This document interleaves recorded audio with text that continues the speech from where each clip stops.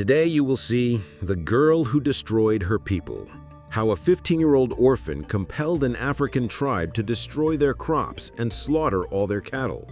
Why some historians are convinced she acted under the direction of English colonizers. She looks warily into the camera. No wonder. Even today, for some indigenous people, it's a peculiar device. But in the mid-19th century, it was nothing short of magical. Although this African woman was no stranger to witchcraft, her silk turban and cloak betray her special status, a local seeress. This is the only photograph of the orphan Nongqawuse, or as she would later be known in her native community, the Quiet Killer, the girl who, with one careless word, destroyed an entire tribe. The Xhosa are a people who, as early as the 8th century, settled territories near the Great Fish River in South Africa. The tribe engaged not only in cattle farming and agriculture, but also in a craft rare for the region, iron smelting and processing. The indigenous people practiced a form of animism, believing that everything in nature possesses a soul and that each person carries a special mission. A key characteristic of the Xhosa tribe is their belief that every individual, from birth, occupies a specific place in society. All their rituals are, in one way or another, connected to this concept, from the unique presentation, to use modern terminology, of a newborn, to the transition rituals when a boy becomes a man.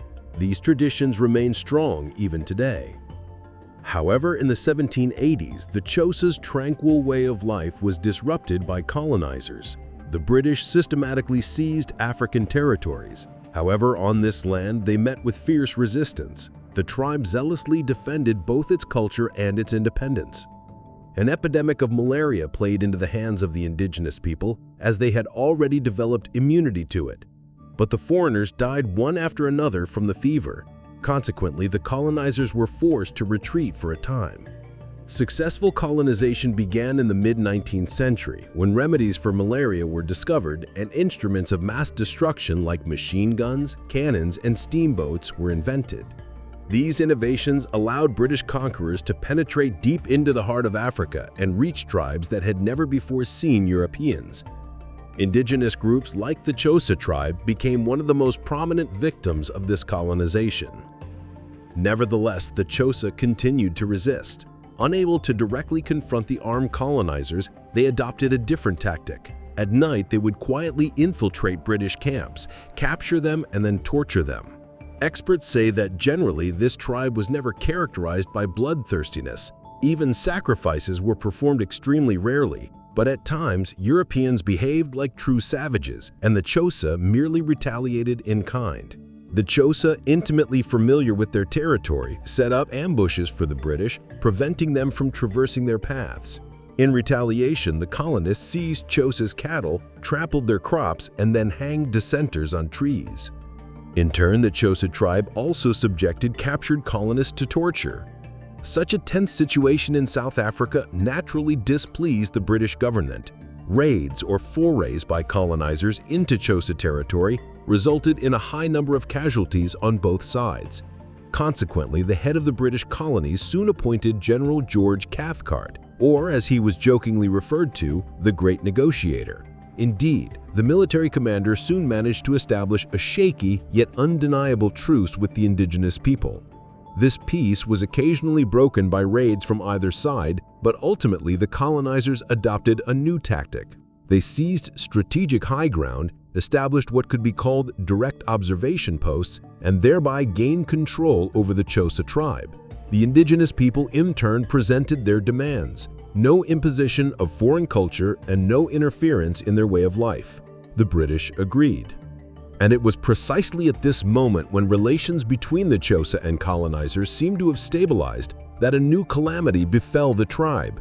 Livestock began to die off not only due to military actions or colonists seizing cattle, but also because new diseases like plague were introduced, leading to an unprecedented and catastrophic loss of livestock. However, the elders, of course, did not comprehend the true causes and were certain this was the deceased ancestors taking revenge on all Xhosa for agreeing to make concessions, and asked every member of the community to beg forgiveness from their ancestral spirits. But in the spring of 1856, the tribe's prophetess, Nongqawuse, stunned everyone with her prophecy. She declared that prayers alone were insufficient. Nongqawese's parents had died from a severe illness, and for a time neighbors looked after her. When the girl turned 12, her paternal uncle, Xhosa, assumed guardianship of the orphan. He had lived for several years in British-occupied territory, where he was taught the intricacies of spiritualism, a then fashionable European practice of communicating with the spirits of the deceased. Xhosa returned home and continued his cultic practices. He took his niece on as an assistant, turning her into a sort of intermediary who supposedly received information from the spirit world. The girl did on occasion manage to predict the weather, and so the tribe trusted her words. Nongqawuse saw a vision instructing them to destroy all their animals, all their food reserves, and all their crops. After this, the gods would grant the Xhosa tribe a new beginning, filling their granaries and homes with abundance and their cattle pens with new animals. Interestingly, the British, who at that time had a truce with the Xhosa tribe, witnessed these events and tried to prevent the indigenous people from undertaking these horrifying actions. But the Xhosa did not listen, as they generally held boundless faith in the prophecy given by the 15-year-old girl. The prophetess declared that if the spirit's will was not fulfilled, then on February 18, 1857, the sun would turn red, meaning no Xhosa would remain alive. And this prophecy by young Nongqawuse did indeed practically come to pass. A terrible famine ensued, wiping out 3/4 of the entire Xhosa population. According to eyewitnesses, the famine was so severe, so overwhelming, that it even led to cannibalism. There was absolutely nothing to eat, and the colonists offered virtually no assistance, merely standing by and observing.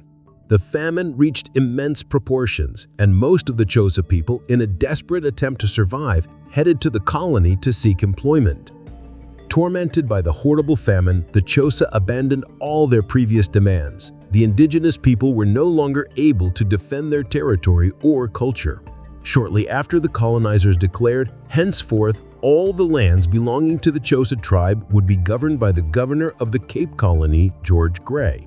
All lands belonging to the Xhosa tribe were confiscated by Governor George Gray and directly distributed to loyal legionaries, colonists, and tribes that had sided with the conquerors. The British soon arrested the prophetess Nongqawuse. She continued to assert that the Xhosa were dying because they had not destroyed all their grain reserves and had not slaughtered all their cattle, meaning they had not fully carried out the demands of the ancestral spirits. Even in court, she repeated these words time and again, as if by rote. The Xhosa chief was also punished for supporting the prophecy. The governor also faced repercussions as he was accused of inaction. This famine led to a significant loss of the Xhosa population. From an estimated 105,000 people beforehand, only 25,000 remained after the famine, which was even accompanied by cannibalism. Prophetess Nongqawuse spent approximately 10 years in prison. After her release, she found work on a farm in a small town in the Cape Colony, not far from the very lands her people once inhabited. The Xhosa lost these lands due to her absurd prophecy. Many historians are convinced there was no vision in reality. An influential colonist either bribed or thoroughly intimidated the girl, and she merely carried out someone else's will.